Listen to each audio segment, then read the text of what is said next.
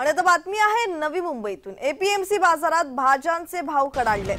अवकाळी पावसामुळे भाज्यांची आवक घटली आणि याचा परिणाम आता भाज्यांच्या भावावर होताना दिसतोय। नवी मुंबईतील एपीएमसी बाजारात भाज्यांचे दर वधारले असून 8 दिवसांपूर्वी 5 ते 10 रुपये जोडीने विकली जाणारी मेथी कोथिंबीर आता 20 ते 30 रुपयांपर्यंत विकली जाते। तर दुसरीकडे फ्लावर, कोबी, मटारच्या दरातही 5 ते 10 रुपयांची वाढ झाली।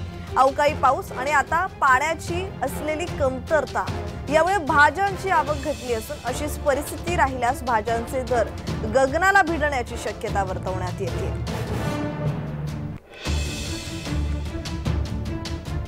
नसल्यामुळे भाताचं पीक कमी झाला, भाजीचा प्रमाण कमी होऊन राहिलेला। या टाइमात मेथीचे बाजार 5 रुपये 7 रुपये असताना आजच्या रोजीला 15 रुपये 20 रुपये मेथी विकायला लागते। पाणी कमी असल्यामुळे आणि हे पण एक 15 दिवस किंवा 20 दिवस हे पोझिशन राहील।